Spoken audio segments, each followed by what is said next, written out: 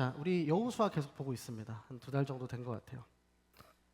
엄청난 일들이 있었죠. 가나안에 들어왔고 요단강을 건넜고 12돌을 기념비로 세웠고 그리고 할례를 다시 했고 또 뭘 했어요? 유월절을 지켰고 그랬더니 여리고성이 있었습니다. 무너지지 않을 것 같은 그 여리고성을 함성과 이 나팔 소리로 무너뜨렸어요.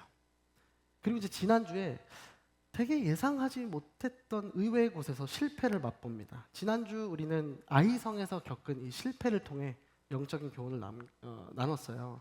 현규 목사님 원고를 좀 받았는데 저랑 좀 포인트를 좀 다르게 하셔가지고 제가 그냥 함부로 요약하지 않고 제가 어떻게 했는지 잠시 좀 요약해보고 갈까 합니다. 이렇게도 생각할 수 있구나 라고 하고 들어주시면 좋겠어요. 자, 이스라엘 백성, 특히 이제 여호수아가 원인을 알 수 없는 실패를 경험하는 거예요. 우리는 익숙하죠. 이 본문이 너무 익숙합니다. 여리고에서 아이성까지는 뭐 주일학교에서도 많이 하고 너무 익숙해요. 근데 지난주 이제 읽진 않았던, 봉독하진 않았던 7장 1절에 이런 부분이 있었어요. 제가 읽어드릴게요. 그러나 이스라엘 백성이 진멸시켜야 할 물건에 손을 댔습니다. 유다 지파 세라의 증손이며 삽디의 손자이며 갈미의 아들인 아간이 진멸시켜야 할 물건의 일부를 취했습니다. 그러자 여호와의 분노가 이스라엘에 대해 불같이 일어났습니다. 아멘. 이게 우리는 익숙하니까 쓱 읽혀지죠. 아간의 범죄 딱 알고 있잖아요. 전리품을 취한 사실. 근데 이걸 여호수아가 알았나요? 여호수아는 몰랐어요. 이거는 저자가 독자인 우리에게 알려주는 거지 여호수아에게는 여전히 이해되지 않는 상황인 거예요. 분명히 여리고성 그렇게 무너뜨렸고 승승장구해야 되는데 실패한 거예요. 그래서 그가 어떻게 합니까? 지난주 7장 6절에 자기 옷을 찢었어요. 얼굴을 땅에 대고 저녁까지 있었어요. 장로들은 머리에 재를 뿌렸습니다. 유대인들이 그 애통하는 마음을 표현할 때 하는 그 강력한 행동들이죠. 원인을 알 수 없는 실패 앞에서 그가 주는 교훈이 뭐예요? 여호와 앞에 엎드렸다는 거예요. 2-3천 명?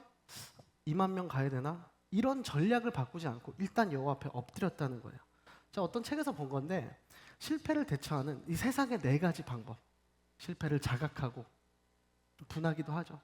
다짐하고 원인을 분석하고 그리고 새로운 길을 찾아가는 거예요. 어떤 콜럼버스가 대륙 발견하는 것처럼 새로운 신박한 어떤 방법을 찾으려고 합니다. 근데 신앙은 그게 아니라는 거예요. 실패에 대처하는 그리스도인의 방법은 어떻게 해야 되냐? 다시 하나님께 엎드리는 거예요.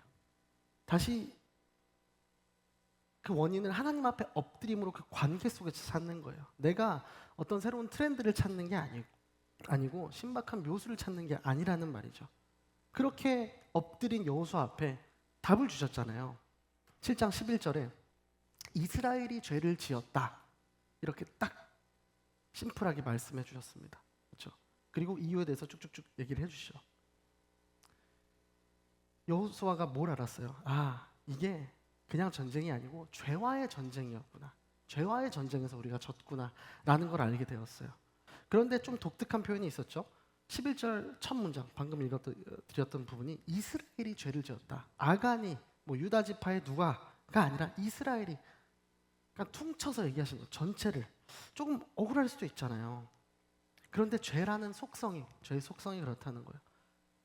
공동체로 이렇게 전염이 된다는 거예요. 확장된다는 거예요. 세상의 기준으로 보면 죄 지은 그 사람이 벌 받든 감옥에 가든 벌금을 내든 그래야 될 것 같은데 성경은 보다 엄격하고 혹독한 기준을 제시합니다. 한 사람으로 인해 공동체 전체의 행진이 중단되는 거예요. 죄가 그 자리에 그대로 가만히 있지 않기 때문이죠. 내 안의 죄성도 커지고 공동체의 다른 이들에게도 퍼져나갑니다. 완전히 제거하지 않으면 잉크 한 방울이 물을 까맣게 만드는 것처럼 그렇게 되는 거예요. 저는요 학창 시절에 뒤에서 이렇게 몰래 뭘 하는 걸 좋아했어요. 몰래 이렇게 이렇게 과자 같은 거에서 시작을 했던 것 같은데 새우깡 이렇게 먹고 이렇게 안 먹은 척하고 근데 그게 이제 나중에 보면 재미가 없어져요. 그래서 그게 크고 커지다가 결국 식사를 하게 됩니다. 그 정도 해야지 뭔가 좀 쾌감이 좀 주어져요. 근데 그렇게 되면 어떻게 돼요? 저희 때는 한 50명 있었어요. 50명이 저 혼자 하고 있어요? 안 그렇죠. 다 확산됩니다. 교실이 막 식당이 되는 거예요. 그렇게 죄가 막 퍼져나간다는 거예요. 여기에 대한 이 죄의 확장성에 대해서 성경에 여러 가지 경고하는 구절들이 있는데 한 구절, 예수님이 말씀하신 구절 하나 읽어드릴게요. 네 손이 너를 죄짓게 하거든 잘라버려라. 두 손을 가지고 영원히 꺼지지 않는 지옥불에 떨어지느니 성하지 않은 몸이 되더라도 생명에 들어가는 것이 더 낫다. 아멘. 그렇죠. 손이라는 어떤 지체가 몸이라는 공동체를 죽게 하지 마라. 이 공동체가 구원에 방해되지 않도록 죄의 심각성을 알고 알맞게 민감하게 반응하라. 이런 섬뜩한 비유를 드신 거잖아요. 하지만 우리에게 감사한 건 뭐예요? 다행인 건 구원의 원리도 동일하게 작용한다는 거예요. 우리가 아담의 죄로 전 인류에게 죄가 전가되었지만 예수 그리스도의 보혈로 전 인류가 구원을 얻을 수 있는 그 길이 열린 것과 마찬가지죠. 자, 그리고 나서 어떤 일이 있었죠? 제비를 뽑았습니다. 제비를 이게 줄여가죠. 범위를 뭐 지파, 뭐 가문, 뭐 가족 이렇게 줄여가요. 뭐 허브로 치면은 뭐 믿음, 소망, 사랑 뭐 이렇게 링크 세 가족 뭐 이렇게 있나요? 여기서 뭐 화평, 다락방, 뭐 최강호순 나와. 그래서 뭐 누구 딱 뽑는 거죠. 이제 편해서 그래, 편해. 친해서. 진짜 잘못된 게 아니고. 이게 이 과정, 이 촘촘하게 조여오는 과정을 통해서 이스라엘 백성들이 얼마나 막 가슴이 조였겠어요. 물론 아간은 알고 있었겠지만 다른 이스라엘 사람들도 과연 마음까지 정말 정결했을까? 저는 유혹을 받는 사람이 있었을 거라고 생각해요. 얼마나 막 조였겠어요. 거기서 느낀 거, 하나님 앞에서 숨길 수 있는 죄가 없구나. 하나님 정말 다 알고 계시는구나. 너무 생생하게 공동체 전체가 경험을 한 거죠. 다 아시는 하나님이구나. 숨길 수가 없구나.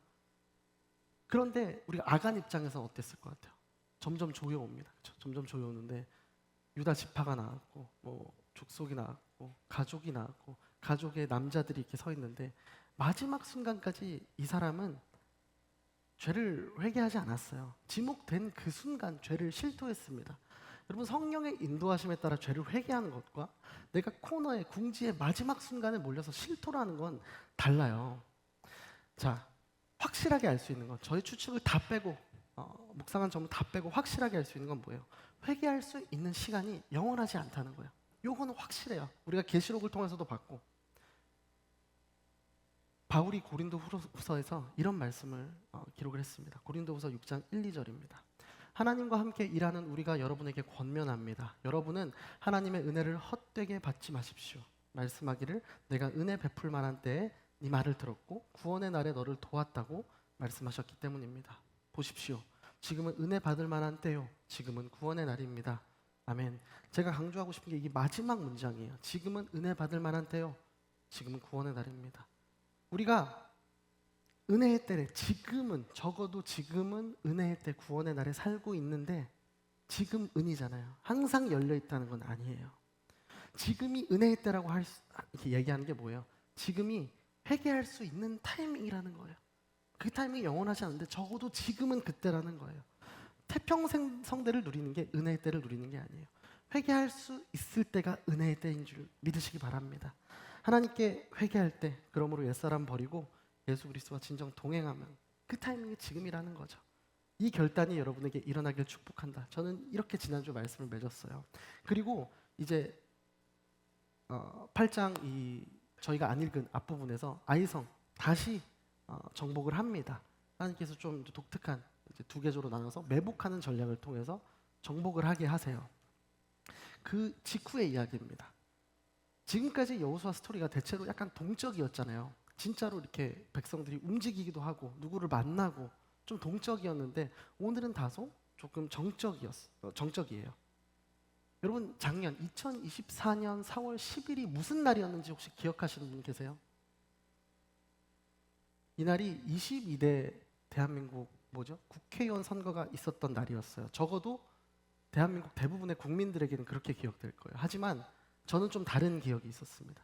바로 대학 청년부 풀살 대회에서 허브가 우승한 날이에요. 그 말은 뭐예요? 우리는 준우승한 날이었어요. 네, 이거 똑같은 걸 좀 다르게 저는 설교를 했는데 이날 경기가 너무 쉽지 않더라고요. 허브 너무 잘하는 거예요. 근데 제가 좀 의아했던 게 올해는 좀 주춤한 거예요, 허브가. 그래서 제가 모르겠어요. 누가 그 얘기를 해줬는지 모르겠는데 들어보니까 이게 완전 팩트인지는 모릅니다. 근데 주축 멤버들이 군입대를 했다. 뭐 이런 얘기를 들었어요. 그렇다는 건 작년에 얼마나 젊었다는 얘기입니까? 우리 30대 형들을 상대로 그 젊은 친구들이 했으니까 이게 게임이 될 수가 없는 거잖아요.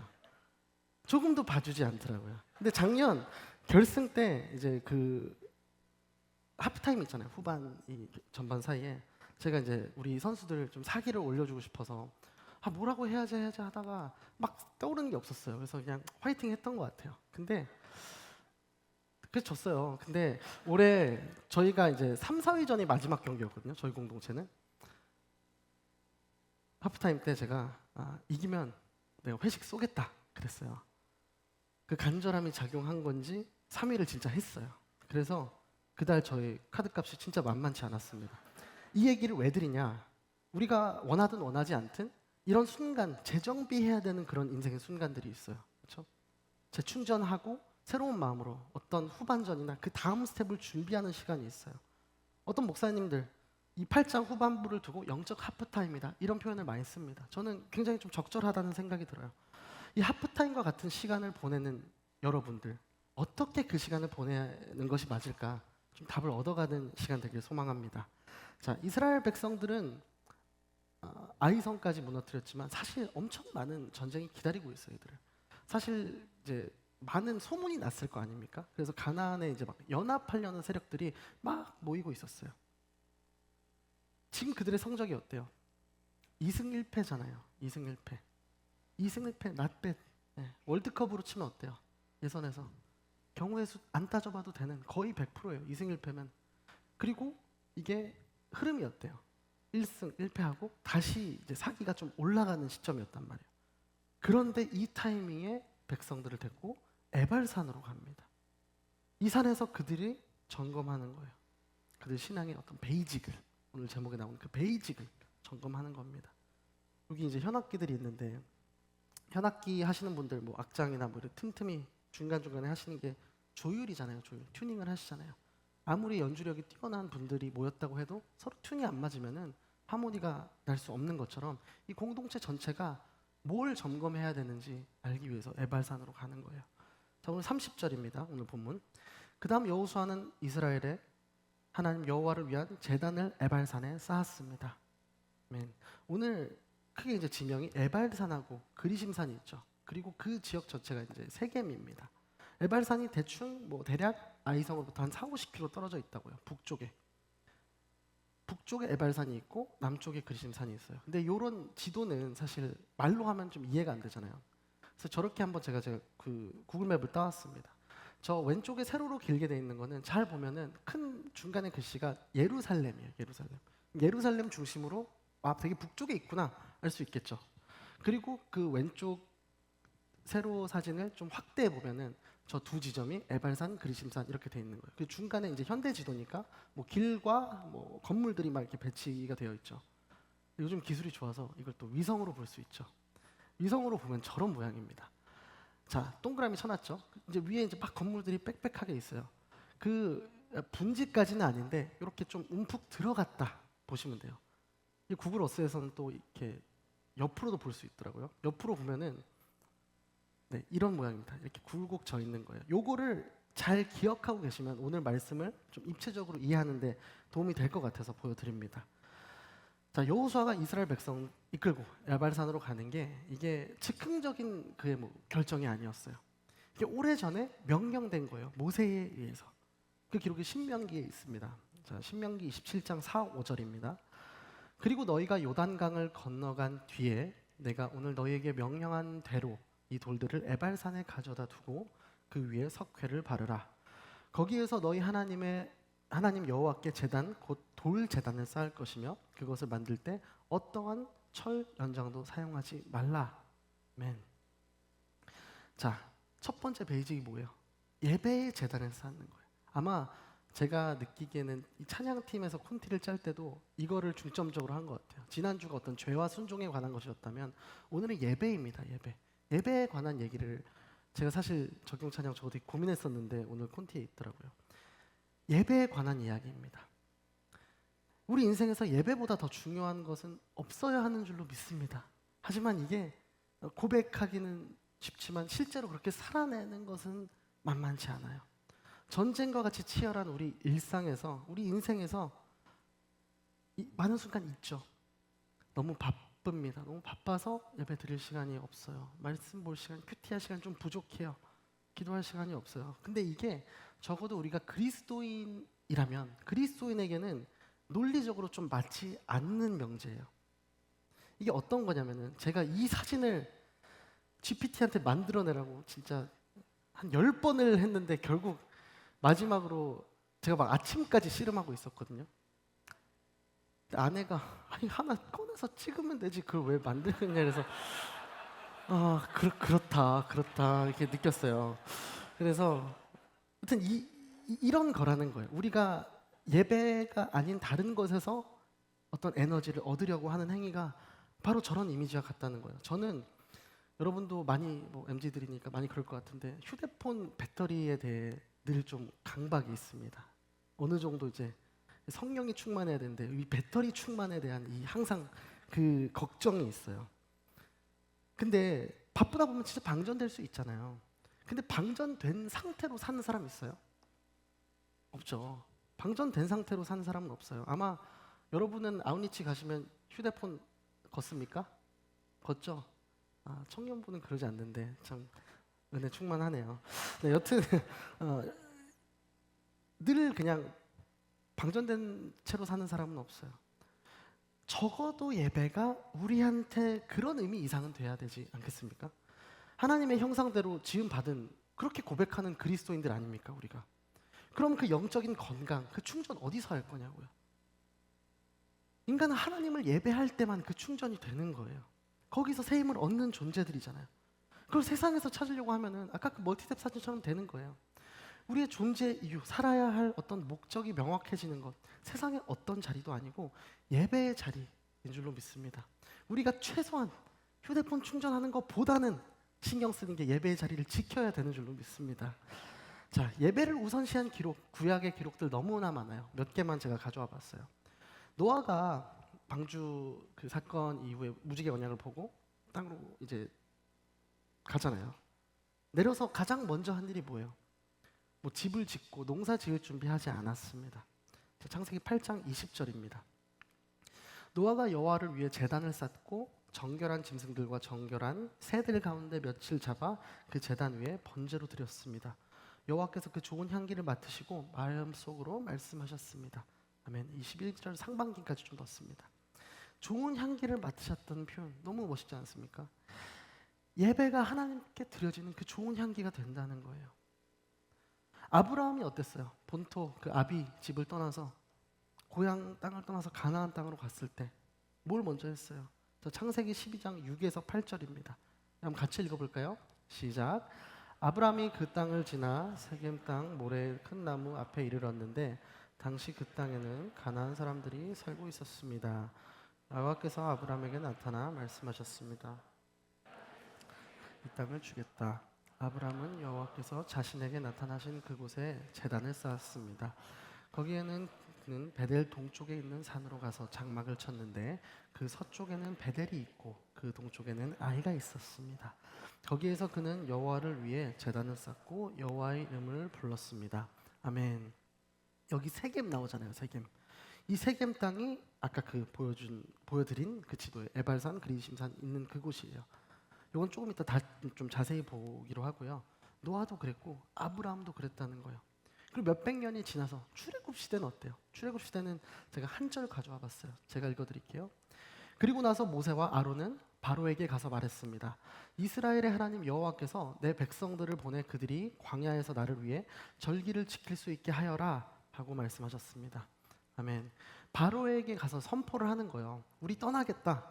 그 이유가 뭐라는 거예요? 하나님이 왜 그들을 구원하신 거예요? 야, 400년 동안 진짜 욕봤다. 이런 게 아니에요. 더 이상 막 루저처럼 패배의식에 쩔어있지 마라. 이런 게 근본적인 이유가 아니라 나를 위해 절기를 지킬 수 있게 하라. 결국 이것조차 예배를 위한 거였다고요. 다 이런 식이었습니다. 여러분, 멈추려면 우리가 제대로 멈추자고요. 멈추려면 여러분 무엇을 위해 멈추세요? 재충전의 시간대 무엇을 하세요? 멈춤의 자리에 무엇을 우겨 넣고 계세요? 작년에 제가 운동하는 것을 20대 이후에 참 오랜 시간 멈췄습니다. 작년에 탁공동체 친한 목사님하고 같이 결심을 했어요. 올해 다시 운동하자. 우리 헬스 다니자. 작년 초에 이야기를 했어요. 근데 흐지부지 되다가 한 봄쯤에 야 진짜 다녀보자 했는데 그런 마음이 들었어요. 아웃리치는 지나야 되지 않을까? 한 7, 8원 좀 지나야 되지 않을까? 라는 생각으로 좀 미뤘어요. 그러나서 잘 끝났습니다. 9월이 됐습니다. 야 우리 진짜 하자. 근데 로잔은 끝나고 해야 되지 않을까? 로잔까지는 해야 되지 않을까라는 생각이 들었어요. 그리고 나서 로잔이 끝나고 10월이 됐을 때 야 우리 연말 연초에 또 인사이동이 있을 수 있으니까 잠깐만 이런 식으로 계속 미루다가 결국 1년이 지나고 올해 이제 초에 그날도 저는 사실 알아보다 끝날 줄 알았어요. 근데 한 곳에 갔거든요. 몇 군데 후보를 놓고 한 곳에 갔는데 거기 벽에 영어로 여호와 이레라고 써 있는 거예요. 진짜 양재역에 있는 헬스장인데 너무 좀 어이가 없어가지고 이거 진짜 그런 사인인가 하고 이제 상담을 받는데 그 상담하시는 분이 대학 청년이었어요. 그래서 저희가 사실 좀 그런 게 있습니다. 좀 조심스럽게 이렇게 커밍아웃을 잘 안 하려고 하는데 그분이 양재이부 설교를 보고 있는 거예요. 그래가지고 이것도 어쩔 수 없다. 그래서 저희 사실 그래가지고 할인을 받고 할인을 받고 등록을 했어요. 제가 무슨 얘기를 하려고 이렇게 장황한 얘기를 했냐. 이게 멈춤이 그냥 이런 식의 멈춤이라면 1년 동안 참 의미 없는 멈춤이라는 거예요. 좀 더 일찍 했어야지. 이게 체지방이 0.1%라도 줄었을 텐데. 여러분의 멈춤은 어떻게 구성되어 있고 무엇으로 가득 차 있냐. 이걸 돌아보시게 하기 위해서 제가 이런 질문을 드렸습니다. 이스라엘 백성이 그랬죠. 전쟁 한복판에서 아이성 전투를 승리하고 사기가 올라온 이 시점에 멈췄고 그들은 제단을 쌓았습니다. 예배의 제단을 쌓았어요. 자, 전쟁과 같은 여러분의 삶 한가운데 예배보다 중요한 것은 없다고 우리가 나눴는데 그럼 조금 더 깊숙이 예배의 모습에 대해서 우리가 살펴보자고요. 자, 31절입니다. 오늘 본문. 여호와의 종 모세가 이스라엘 백성들에게 명령한 대로 모세의 율법책에 기록한 대로 철 연장으로 다듬지 않은 자연석 제단이었습니다. 그들이 제단 위에 하나님 여호와께 번제를 올렸으며 이어서 화목제를 드렸습니다. 아멘. 이게 뭐예요? 베이직 2라고 치면은 예배의 제단을 쌓는데 다듬지 않고 쌓았다는 거예요. 명령이 다듬지 말아라죠. 당시에 이제 가나안의 우상들을 섬기는 그 이방인들은 철 연장으로 이렇게 다듬은 그런 이제 유물들이 많이 발견이 된대요. 근데 이스라엘에게 특별한 명령을 하시는 거예요. 다듬지 마라. 인공적으로 가미를 더하지 말라. 이거 되게 그 여리고성 명령이랑 좀 비슷하지 않아요? 여리고성 명령 때 뭐라고 하셨어요? 침묵해라고 했잖아요. 침묵이 갖는 특징이 뭐예요? 아무 훈련이 필요 없다는 거예요. 그렇죠? 아무 준비가 필요 없어요. 조건, 자격 아무것도 필요 없어요. 침묵은 집중만 하면 돼요. 그렇죠? 우리가 누구나 할 수 있어요. 우리 혹시 뭐 여기서도 군필자들이 좀 있겠지만 그 알잖아요. PT 체조 하다가 우리 마음 제일 어렵게 하는 거 마지막 구호 외치는 그 한 명 아닙니까? 집중만 하면 안 할 수 있어요. 그렇죠? 그거를 막 하루 종일 하는 건 체력이 필요하지만 집중해서 침묵하는 건 이것도 똑같죠. 가공하지 않는 건 할 수 있어요. 이게 어떤 의미예요? 이 승리가 여기까지 온 게 니들 어떤 자격, 조건, 공로가 아니야. 니네 자랑 끼워넣지 마. 하나님이 내가 너희를 인도한 거야. 이런 의미가 있고 또 어떤 의미가 있겠어요? 신앙의 어떤 형식, 뭐 프레임, 예배의 겉모습 정신 뺏기지 마. 낮게 쌓을지 높게 쌓을지 뭐 어떻게 깎을지 고민하지 마. 현대 예배 와서는 또 우리가 신경 쓰는 많은 것들이 있잖아요. 뭐 중계를 어떻게 하고 조명을 어떻게 하고 이것보다 본질을 기억하고 있는 그대로 나오라고 하시는 거예요. 왜 그래요? 하나님 우리의 마음의 중심을 보시니까. 자, 유명한 구절입니다. 하나 같이 읽어볼까요? 사무엘상 16장 7절입니다. 시작. 그러나 여호와께서 사무엘에게 말씀하셨습니다. 겉모습이나 키를 보지 마라. 나는 그를 이미 버렸다. 내가 보는 것은 사람이 보는 것과 다르다. 사람은 겉모습을 보지만 여호와는 마음의 중심을 보신다. 아멘. 무엇에 집중해야 되는지 알려주시는 거죠. 제단의 높이도 아니고 제단의 모양도 아니고 여호와께 드려지는 그 위에 바쳐질 것들이 이제 강조하십니다. 자, 31절 하반절에 보면 제단 위에 뭐를 놨어요? 여호와께 번제를 올렸으며 이어서 화목제를 드렸다고 합니다. 이게 무슨 의미예요? 드려진 것, 먼저 번제와 화목제입니다. 번제는 아는 것처럼 이제 다 태우는 거죠. 죄 사함의 상징. 지난주 아간의 범죄를 이스라엘이 죄를 범했다. 이 공동체로 이렇게 묶어서 말씀하셨잖아요. 이제 번제를 드림으로 그 죄 사함, 사함을 받는 거예요. 그게 번제의 목적이라면 화목제는 뭐예요? 우리가 죄를 범했고 죽어 마땅한 존재였지만 하나님이 우리를 버리지 않고 구속해 주신 그 은혜에 감사하는 거예요. 이 두 가지가 사실 예배의 핵심 아닙니까? 이 두 가지. 내가 죄인임을 인정하는 것과 이 죄인인 나를 구속하여 주신 그 은혜에 대한 고백. 이 두 개가 사실 거의 전부 아닙니까? 그리고 하나 이제 더 합니다. 본문 32절에 그리고 거기서 그는 모세가 이스라엘 백성 앞에서 쓴 모세의 율법을 베껴서 돌에 기록했습니다.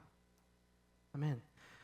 번제와 화목제가 있었고 하나 더 플러스 알파가 뭐예요? 돌에 새긴 기록한 말씀이라는 거예요. 이 당시 고대 중동의 문화에는 어떤 전쟁을 치른 다음에 이 승리를 기념하는 어떤 기념비를 세운다든지 그 왕의 막 위대함을 새기는 그런 문화가 있었다고 하죠. 지금 이스라엘의 왕이 누구예요? 여호와 하나님이잖아요. 그들이 이승할 수 있었던 그 뭐 군사의 강력함, 훈련의 뭐 그런 것도 뭐 전략도 아무것도 아니었어요. 승리할 수 있었던 길은 주의 말씀을 기억하고 그대로 따랐을 때만 승리했던 거죠. 여러분 정말 기본 중에 기본 아닙니까? 그 제단에 하나님의 율법을 새깁니다. 번제와 화목제를 통해서 다시 하나님과의 관계 회복했어요. 나아가야 될 방향에 대해서 가기를 했다면 우리가 살아내야 할 삶을 알려주는 거죠. 말씀을 새김으로써. 그 두 가지 번제와 화목제가 예배를 상징하는 두 가지였다고 하면은 이제 그 받은 말씀대로 정말 돌에 새긴 것처럼 너희 마음판에 새겨서 그것을 살아낼 삶을 살아라 이렇게 말씀하시는 거죠. 여호수아 첫 장 1장에 이런 말씀이 있었습니다. 7절 8절이에요. 오직 마음을 강하게 먹고 큰 용기를 내어라. 내 종 모세가 내게 준 율법을 다 지켜라. 그것에서 돌이켜 좌우로 치우치지 마라. 그러면 네가 어디를 가든지 잘 될 것이다. 이 율법책이 내 입에서 떠나지 않게 하고 그것을 밤낮으로 묵상해 그 안에 기록된 모든 것을 지켜 행하여라. 그러면 네 길이 번창하고 성공하게 될 것이다. 아멘. 이 신앙의 베이직이 뭐예요? 기본이 예배가 중심이 되는 것, 그리고 하나님의 말씀대로 살아가기 위해 전쟁 같은 내 삶 속에서 치열하게 몸부림치는 것, 이것이잖아요. 그리고 이 모든 것을 누구와 함께 하라고 합니까? 위에 모든 이 기록된 것을 공동체와 함께 하라고 이제 오늘 본문 마지막에서 이야기를 합니다. 본문 33절이에요. 여러 직책들이 나오죠. 온 이스라엘과 이스라엘의 장로들과 고관들과 재판관들이나 이방 사람이나 토박이나 할 것 없이 법궤를 향해 서 있었습니다. 그 반대편에는 여호와의 언약의 법궤를 든 레위 사람 제사장들이 서 있었습니다. 그 절반은 그리심산을 등지고 섰고 그 절반은 에발산을 등지고 섰습니다. 이전에 여호와의 종 모세가 이스라엘 백성들을 축복하라고 명령한 그대로였습니다. 아멘. 아까 보신 그 지도 기억하시죠? 거기 이제 등지고 이렇게 섰다는 거예요. 여호수아가 이스라엘 온 회중, 뭐 여자, 아이, 뭐 이방인들 할 거 없이 모두 함께 강조하고 있어요.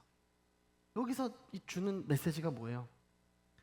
사실 우리가 여호수아 초반에 그런 장면이 있었어요. 요단 건너기 전에 몇몇 지파들은 이미 땅을 받은 지파들이 있었어요.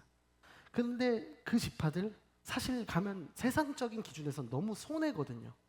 이걸 버리고 가야 되니까. 근데 그때도 같이 갔습니다. 요단강 건넜고 같이 전쟁에 참여했어요. 그 공동체성이 계속 여기서도 이어지는 거죠. 죄의 공동체성도 같았고 그게 이어지는 거예요. 세겜까지 올라옵니다. 저는 허브 공동체가 바로 이런 모습이 되길 소망합니다. 신앙은 공동체와 함께 가는 거예요. 가장 사실 공동체를 떠나게 된 이유가 사람 때문이지만, 그렇다고 해서 여러분 공동체를 포기하지 마십시오. 성경 어디에서도 그러므로 네가 뭐 혼자 신앙 생활하는 것이 보기 좋으니라 이런 말씀은 없습니다. 공동체에 어떻게든 붙어 계십시오. 그게 하나님이 이 땅에 교회를 허락하신 이유 아니겠습니까?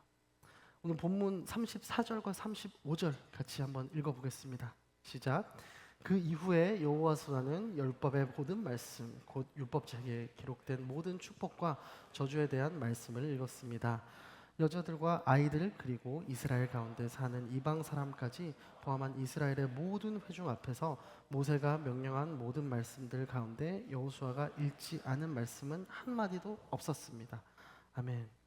한 명도 빠짐없이 읽고 또 경청합니다. 그렇죠? 메아리 칠 거 아니에요. 사람들이 둘러싸여 있으니까. 이 상황 역시 주어진 가이드가 있었어요. 자, 신명기 24장에 보면은 되게 많은 구절들이 있는데 제가 몇 개만 좀 가져와 봤거든요. 네, 사실 되게 많아요. 근데 이 앞에 조건들이 붙죠. 그의 부모를 뭐 경홀히 여긴 자는 저주를 받을 것이라 뭐 할 것이요 모든 백성은 아멘 할지니라. 이게 계속 반복됩니다. 27장이거든요. 27장 찾아보면은 계속 이 부분들이 반복이 돼요. 이 백성들이 아멘으로 서로 화답했다는 거예요. 200만 명이 모였겠죠. 엄청나게 막 장엄한 그런 모습 아니었겠습니까? 파스칼이라는 사람 알죠? 파스칼. 이 사람이 인간과 하나님의 관계 세 개로 구분을 했어요. 하나님과 나는 무관합니다 라고 생각하는 사람, 나는 하나님을 탐구하는 자입니다 라고 생각하는 사람, 그리고 나는 하나님을 예배하는 사람이다. 이렇게 세 개로 나눴어요. 그걸 이제 각각 결론을 내리면 뭐 많은 설명이 있지만 결론이 이렇습니다. 무관하다고 하면 참 어리석고, 탐구하는 사람은 너무나 불행하고, 예배하는 자가 행복하다, 형통하다, 이런 결론을 내렸어요. 저는 이 예배하는 자가 이 클라이막스를 만드는 게 이 아멘하는 것이 아닐까 생각이 들어요. 그렇게 아멘하는 허브 공동체 되기를 소망합니다. 그렇게 되려면 어떻게 해야 돼요? 경청을 해야 돼요. 우리는 모두가 들음으로 믿은 사람들이에요. 들음으로 믿고 복음을 받아들인 사람입니다. 아멘이라는 말은 나에게 약속하신 모든 것의 성취 여부가 하나님 뜻에 달려있다. 그것을 인정하는 거예요. 그렇게 예배하는 듯이 살고 그렇게 살듯이 예배를 하면은 아멘이 정말 그냥 우리가 예배를 너무 많이 드리다 보면은 목사님 어투 따라서 그렇게 막 가잖아요. 그렇지 않고 진짜 내 마음속에 그 아멘, 하나님은 정말 그렇게 하시는구나 인정이 돼서 나오는 아멘이 된단 말이죠. 제가 다녔던 모교에서는 되게 이게 좀 나이가 드신 목사님이 아멘 하고 말고를 막 너무 야단을 많이 쳤어요. 왜 이렇게 오늘 뭐 아멘 소리가 어떻고 뭐 근데 저는 그걸 진짜 안 하려고 하거든요. 지금 안 하고 있어요. 안 하고 있는데 제가 엄청 T예요. 근데 되게 많이 하는 어떤 예배를 드리게 되면은 또 되게 이렇게 같이 받는 에너지가 있어서 너무 좋더라고요. 여튼 오늘 허브에서 같이 예배를 드려보니까 여러분들은 이대로 목소리 데시벨은 너무 좋아요. 그 마음에만 더 이렇게 새겨지는 허브 공동체 됐으면 좋겠습니다. 자, 말씀을 좀 정리해 보겠습니다. 자, 베이직 4가지로 말씀드렸어요. 예배에 제단을 쌓았고요. 뭔가를 이렇게 가공하지 않았어요. 그 위에 드려진 것이 뭐였어요? 번제와 화목제. 그리고 새긴 게 뭐였어요? 여호와의 그 말씀을 새겼습니다. 그리고 그 모든 것을 공동체와 함께 했습니다. 마지막으로 하나의 질문을 우리가 생각해 보면서 좀 마치면 좋겠어요. 그런데 왜 하필 에발산이었을까? 왜 에발산이었을까? 그리심산도 있었는데 왜 에발산으로 갔을까? 축복의 산이 그리심산, 저주의 산인 에발산, 왜 글로 갔을까?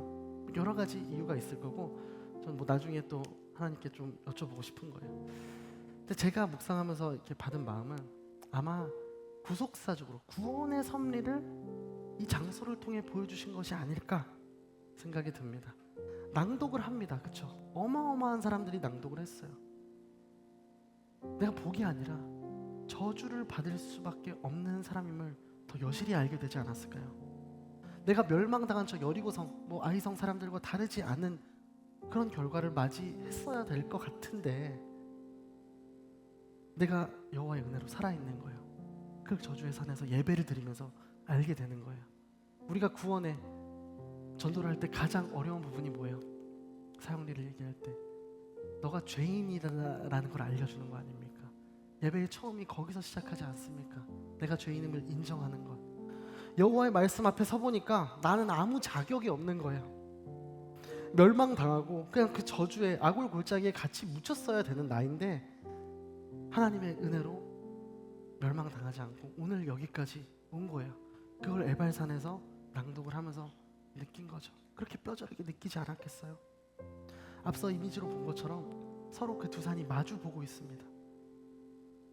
우리가 예배할 때 스스로 죄인임을 알고 그 죄의 결과로 말미암아 사망의 저주를 벗어날 수 없었지만 나를 불쌍히 여기시는 주님을 만나는 그 장소, 그래서 죄인인 게 오히려 감사하게 그 구원의 기쁨으로 인해 변하는 장소가 바로 에발산이었던 거죠. 그 순환이 가능해지는 뿌리, 그 모든 것을 가능하게 한 것이 바로 그들이 쌓은 제단 예배였다는 거예요. 자, 사도 바울이 갈라디아서 2구절 이렇게 기록을 했습니다. 3장 10절하고 13절 한번 같이 읽어볼게요. 시작.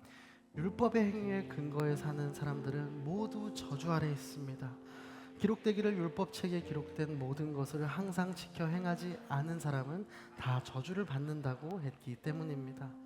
그리스도께서는 우리를 위해 저주를 받으시고 율법의 저주에서 우리를 구속해 주셨습니다. 기록되기를 나무에 달린 사람마다 저주를 받았다고 했기 때문입니다. 아멘. 그렇죠. 우리는 저주의 그 사슬을 끊을 수 없었어요. 에발산에 있어야 되는 존재들이었는데 그곳에서 예배함으로 우리의 저주가 끊기는 걸 경험합니다. 예수 그리스도를 경험하게 돼요. 제가 오늘 교회 오기 전에 캐나다 교회에서 이렇게 사역을 했습니다. 여기 유학생들이 많다고 하니까 그냥 이 영어 그대로 한번 얘기를 해볼게요. 그런 애들이 있었어요. 2세 애들이 맨날 예배하니까 Is worship everything? 이렇게 물어보는 거예요. 진짜 예배가 그렇게 전부예요? 근데 어떤 목사님이 저렇게 대답을 하시는 게 제 마음속에 되게 각인이 됐어요. Worship is the only thing 이라고 하는 거예요. 이게 전부, 이게 뭐 어떤 마음인지 좀 여러분들의 마음에 좀 전해졌으면 좋겠습니다. 이 예배가 나의 유일한 삶의 정답, 이것이 여러분의 입술의 고백이고 영혼의 고백이 되기를 축복합니다. 사랑하는 허브 공동체 여러분, 하나님께서 우리에게 완벽하게 다듬어진 그 돌을 원하지 않으세요. 화려하게 조각된 제단은 아니에요. 있는 그대로 정직하게 쌓은 그 제단을 기뻐하십니다. 여러분, 우리의 인생이 거칠고 모난 돌처럼 느껴지는 순간들이 있어요. 하지만 그 돌들로 제단을 세우게 하시고 그 예배를 기쁘게 받으시는 하나님이세요. 우리의 연약함 때문에 주저앉지만 하나님은 그 연약함 위에 은혜를 더하십니다. 자신의 임재를 만드는 그 자리로 변화시켜 주세요. 여러분, 그러니까 멈출 때 제대로 멈춥시다. 그냥 허송세월 보내는 세월 그렇게 만들지 마시고요. 그 자리에 우리가 예배를 세우자고요. 진실하게 숨김없이 있는 모습 그대로 하나님께 나아가는 여러분 되기를 소망합니다. 그 자리에 하나님이 임하실 줄로 믿습니다. 그분의 불이 다시 타오를 줄로 믿습니다. 오늘 이 말씀 기억하면서요, 거룩한 예배의 제단을 다시 세우는 그런 여러분 되시기를 예수 그리스도의 이름으로 축복합니다. 그 예배를 갈망하는 마음으로 다 함께 일어나서 찬양함으로 나아가겠습니다.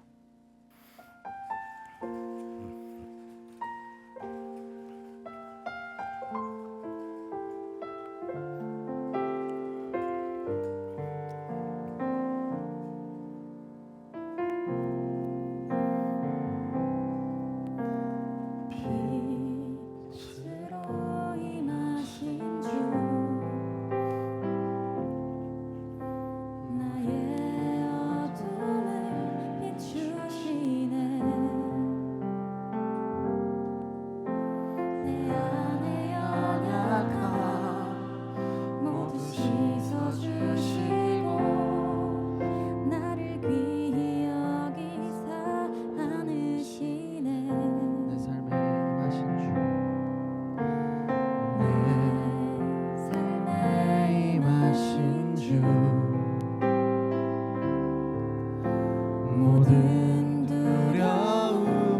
덮으시네.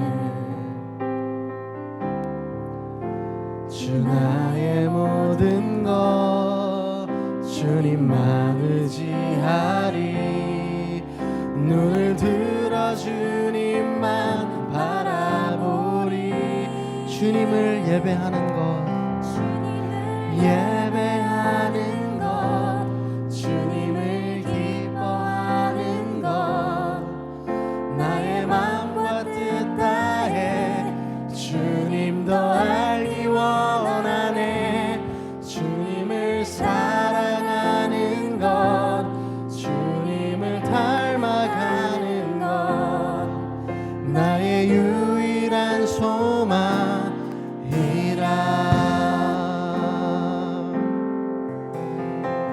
내 삶에 임하신 주 찬양하겠습니다. 내 삶에 임하신 주, 모든 두려움 덮으시네. 주 나의 모든 것 주님만 의지하리. 눈을 들어 주님만 바라보리. 주님을 예배하는 것, 주님을 예배하는 것, 주님을 기뻐하는 것, 나의 마음과 뜻 다해 주님 더 알기 원하네. 주님을 사랑하는 것, 주님을 갈망하는 것, 나의 유일한 소망. 주님을 예배하는 것 계속해서 찬양하겠습니다. 주님을 예배하는 것, 주님을 기뻐하는 것, 나의 마음과 뜻 다해 주님 더 알기 원하네. 주님을 사랑하는 것, 주님을 갈망하는 것, 나의 우리 마지막으로 고백하겠습니다. 주님을 예배하는 것이 나의 기쁨 되는 줄로 믿습니다. 예배하는 것, 주님을 기뻐하는 것, 나의 마음과 뜻 다해 주님 더 알기 원하네. 주님을 사랑하는 것, 주님을 갈망하는 것, 주님 나를 부르신 그곳에서 주님을 예배하며 나아가겠습니다. 세상 나는 예배하네. 어떤 상황에도 나는 예배하네. 부르신 곳에서 나는 예배하네. 어떤 상황에도 부르신 곳에서 나는 예배합니다. 주님 부르신 곳에서 나는 예배하네. 어떤 상황에도 나는 예배하네. 부르신 곳에서 나는 예배하네. 우리 마지막으로 찬양하겠습니다. 부르신 그곳에서 내가 그 예배의 제단을 쌓는 한 사람이 되겠습니다. 부르신 곳에서 나는 예배하네. 어떤 상황에도 나는 예배하네. 부르신 곳에서 나는 예배하네. 상황에도 나는 예배. 우리 시간 기도할 때 사랑하는 하나님, 이스라엘이 전쟁 한복판에서 그 예배의 제단을 쌓았듯이 우리가 마주하는 그 치열한 일상 속에서 예배의 우선순위를 놓지 않는 주의 자녀로 살아가길 소망합니다. 주여 우리와 함께하여 주시옵소서. 주님, 예배를 통해 다시 한번 주님을 바라보게 하시고 있는 모습 그대로 하나님 앞에 엎드리겠습니다. 세상의 화려함보다 하나님 앞에 진실되는 마음으로 예배가 우리의 마음의 중심이 되게 하여 주시옵소서. 이 기도를 주님께 올려드릴 때 간절하게 주님의 이름 선포하며 기도하겠습니다.